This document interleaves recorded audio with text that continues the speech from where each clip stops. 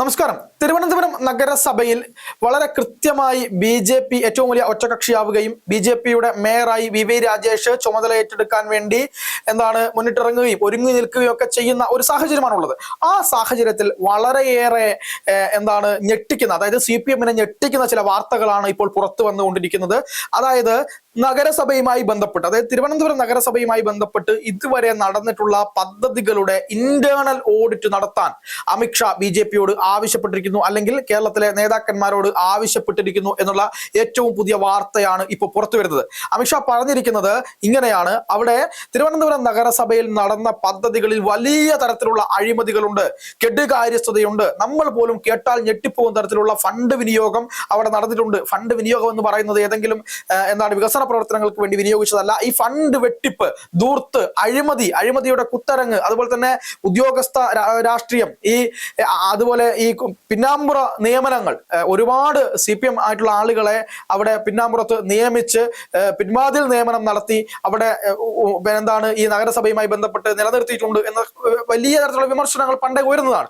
അപ്പോൾ ഈ കാര്യത്തിലൊക്കെ തന്നെ ഓരോ പദ്ധതിയുടെയും വിശദാംശങ്ങൾ പഠിച്ച്, അതിന്റെ ഫയലുകൾ പഠിച്ച്, അതിൽ എന്തൊക്കെയാണ് പ്രശ്നങ്ങൾ ഉണ്ടായിട്ടുള്ളത്, അതിൽ ഏതൊക്കെ തരത്തിലുള്ള അഴിമതികളാണ് ഉണ്ടായിട്ടുള്ളത്, ഇത്തരത്തിലുള്ള ഇന്റേണൽ ഓഡിറ്റ് നടത്തി ഓരോ അഴിമതിയും എടുത്ത് കൃത്യമായി അവലോകനം നടത്തി അതിന്റെ റിപ്പോർട്ടുകളടക്കം അവിടെ സൂക്ഷിച്ചു വെക്കാൻ വേണ്ടി അമിത്ഷാ സംസ്ഥാന നിർദ്ദേശം നൽകിയിരിക്കുന്നു എന്നുള്ള വാർത്തകളാണ് പുറത്തു വരുന്നത്.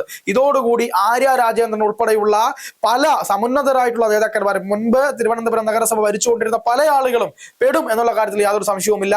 ഇവിടെ കേന്ദ്രത്തിന്റെ ഭാഗത്തു നിന്ന് ഒരു ശക്തമായ ഒരു അന്വേഷണം ഉണ്ടാവാനുള്ള എല്ലാ സാധ്യതകളും നമ്മൾ കാണുകയാണ്. കാരണം ഈ കോർപ്പറേഷൻ ഇവിടെ വലിയ തരത്തിലുള്ള അഴിമതികൾ കണ്ടെത്തി കഴിഞ്ഞാൽ, വലിയ തരത്തിലുള്ള കൊള്ളരുതായ്മകൾ കണ്ടെത്തി കഴിഞ്ഞാൽ തെളിവുകളടക്കം കോർപ്പറേഷൻ ഹാജരാക്കും. കോർപ്പറേഷനുമായി ബന്ധപ്പെട്ട ഭരണസമിതി തീരുമാനിച്ച് ഹൈക്കോടതി അറിയിക്കുകയോ അല്ലെങ്കിൽ മറ്റുള്ള ആളുകളെ അറിയിക്കുകയോ ചെയ്തു കഴിഞ്ഞാൽ അവിടെ CBI അന്വേഷണം ഉൾപ്പെടെയുള്ള അന്വേഷണം വരും. ചിലപ്പോൾ ED-യുടെ അന്വേഷണം ഉണ്ടായേക്കാം, മറ്റ് ഏജൻസികളുടെ അന്വേഷണം ഉണ്ടായേക്കാം. അങ്ങനെ വരികയാണെങ്കിൽ CPM-ന്റെ പല സമുന്നതരായിട്ടുള്ള നേതാക്കന്മാരും ഒപ്പം അവിടെയുള്ള പ്രാദേശികമായിട്ടുള്ള നേതാക്കന്മാർ ഉൾപ്പെടെയുള്ള ആളുകൾക്ക് വലിയ പ്രശ്നമുണ്ടാകും എന്ന കാര്യത്തിൽ യാതൊരു സംശയവുമില്ല. ഇപ്പോൾ IP ബിനുവിനെ പോലുള്ള ആൾക്കാരൊക്കെ ഉണ്ട്. IP ബിനു ഒക്കെ വലിയ തരത്തിൽ സൈബർ പോരാളിയായിരുന്ന ഒരാളാണ്. പക്ഷെ കുന്നുകുഴി വാർഡിൽ ദയനീയമായി തോറ്റുപോയി. അത്തരത്തിലുള്ള ചില സാഹചര്യങ്ങളൊക്കെ തിരുവനന്തപുരത്ത് നിലനിൽക്കുന്നുണ്ട്. അപ്പോൾ ഇങ്ങനെയുള്ള ആളുകളുടെ ഇടപെടലൊക്കെ എത്രത്തോളം അവിടെ ഉണ്ടായിട്ടുണ്ട്. ആര്യ രാജേന്ദ്രന്റെ ഇടപെടൽ തന്നെ വളരെ വലിയ രീതിയിൽ ആളുകൾക്ക് വലിയ പ്രയാസമുണ്ടാക്കുന്ന രീതിയിലായിരുന്നു എന്ന കാര്യത്തിൽ യാതൊരു സംശയവും ഉണ്ടായിരുന്നില്ല. ഇപ്പോൾ ആമയഞ്ചാൻ തോട്ടിൽ മരണപ്പെട്ട അവിടെ ജോലി ചെയ്തിരുന്ന ജോയി എന്ന് പറയുന്ന ആ മനുഷ്യന്റെ കഥ നമ്മൾ കണ്ടതാണ്. അവിടെ ആ ജോയി താണുപോയിട്ട് അവിടെ നിന്ന് എടുത്ത് പൊന്തിക്കാൻ പോലും, അതായത് നമ്മൾ ആ ഒരു തോട്ടിൽ ഇറങ്ങിയിട്ട് അവിടെ നിന്ന് ആ മനുഷ്യന്റെ ഡെഡ് ബോഡി എടുക്കാൻ പോലും പറ്റാത്ത രീതിയിലേക്ക് അവിടെ കാര്യങ്ങൾ പോയിരുന്നു എന്നുള്ളതാണ് യാഥാർത്ഥ്യം. അത്രയേറെ മലിനജലം കൊണ്ട് ആ തിരുവനന്തപുരം സിറ്റി വളരെയധികം ബുദ്ധിമുട്ടുന്ന കാഴ്ചയുണ്ട്. അവിടെ ഈ ഓടകൾ വൃത്തിയാക്കാൻ പറ്റാത്ത രീതിയിലേക്ക് കാര്യങ്ങളുണ്ട്. മാലിന്യ സംസ്കരണം എന്ന് പറയുന്ന ഒരു രീതി, ആ ഒരു മര്യാദയ്ക്ക് നമ്മളൊരു മാലിന്യം കൃത്യമായി അവിടെ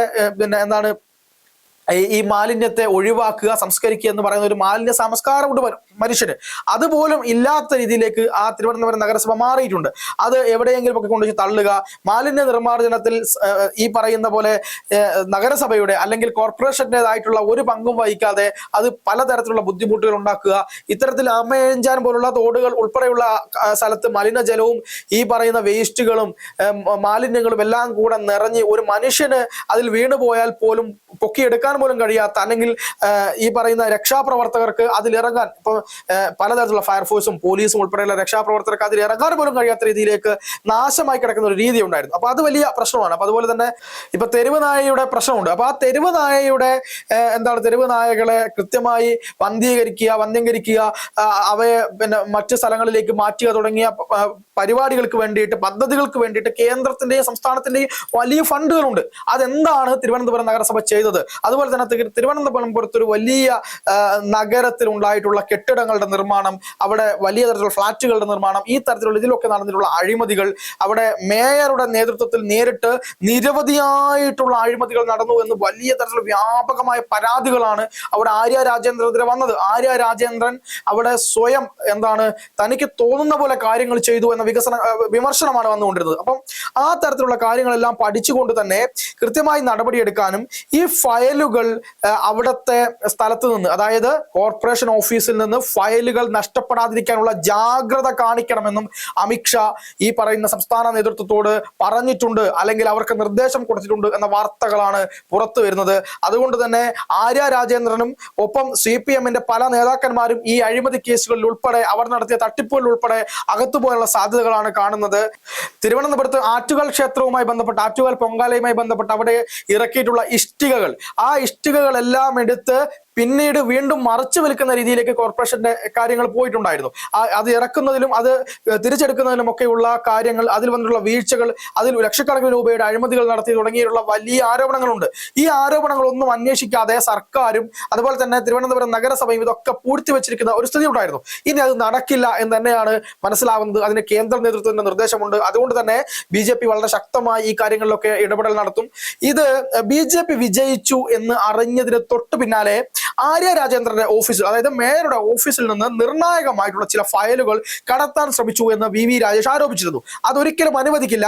ആ തരത്തിൽ ആരെങ്കിലും എന്തെങ്കിലും തരത്തിലുള്ള ജോലി ചെയ്യാനാണ് അവിടെ ഉദ്യോഗസ്ഥർ നിൽക്കുന്നതെങ്കിൽ അവർക്കത് നല്ലതായിരിക്കില്ല എന്ന വാണിംഗും VV രാജേഷ് കൊടുത്തിരുന്നു. അതുകൊണ്ട് തന്നെ BJP-യുടെയും അതുപോലെ തന്നെ പുതിയ വിജയിച്ചിട്ടുള്ള ആളുകളുടെയും ഒരു നിരീക്ഷണം എപ്പോഴും ഈ പറയുന്ന നഗരസഭാ ഓഫീസിൽ അഥവാ ഈ മേയറുടെ ഓഫീസിൽ ഉൾപ്പെടെയുള്ള കാര്യങ്ങളിൽ ഉണ്ടായിരുന്നു എന്നുള്ളതാണ് യാഥാർത്ഥ്യം. അതുകൊണ്ട് തന്നെ ഇവിടെ എങ്ങനെയാണ് ഈ കോർപ്പറേഷനിൽ കൃത്യമായി കാര്യങ്ങൾ ചെയ്യേണ്ടത്, കോർപ്പറേഷനിലെ അഴിമതികൾ എന്തൊക്കെയാണ്, കോർപ്പറേഷനിൽ ഭരിച്ചുകൊണ്ടിരിക്കുന്ന സമയത്ത് ഇവർ എന്തൊക്കെയാണ് കാട്ടിക്കൂട്ടിയിട്ടുള്ളത് തുടങ്ങിയ കാര്യങ്ങളിലൊക്കെ വ്യക്തമായ അന്വേഷണങ്ങൾ വരികയും നരേന്ദ്രമോദി തിരുവനന്തപുരത്ത് എത്തുന്ന സമയത്ത് ഈ അഴിമതികളുടെ എല്ലാം തന്നെ ഒരു സമഗ്രമായ റിപ്പോർട്ട് അദ്ദേഹത്തിന് കൈമാറാനുമുള്ള ഒരു നീക്കമാണ് BJP-യുടെ സംസ്ഥാന കമ്മിറ്റി നടത്തുന്നത്. അതിന് എല്ലാ ആളുകളും കൃത്യമായി പങ്കുവഹിക്കുന്നുണ്ട് എന്നാണ് മനസ്സിലാവുന്നത്. ഒരു വലിയ ശുദ്ധീകരണത്തിന്, ഈ തിരുവനന്തപുരത്തെ വലിയൊരു ശുദ്ധീകരണത്തിന് ആര് തയ്യാറാവുകയാണ്? BJP തയ്യാറാവുന്നു എന്നുള്ളത് തന്നെയാണ് നമുക്ക് ഇപ്പോൾ മനസ്സിലാവുന്നത്. അതുകൊണ്ട് അടുത്ത നിയമസഭാ തെരഞ്ഞെടുപ്പിന് മുമ്പ് ഒരുപക്ഷെ ഏതെങ്കിലും തരത്തിൽ അന്വേഷണം വന്ന് മുൻ മേയർമാരും CPM-ന്റെ നേതാക്കന്മാരും ഒക്കെ അകത്ത് പോയാലും വലിയ രീതിയിൽ അത്ഭുതപ്പെടാനില്ല എന്നുള്ളത് തന്നെയാണ് മനസ്സിലാക്കേണ്ടത്.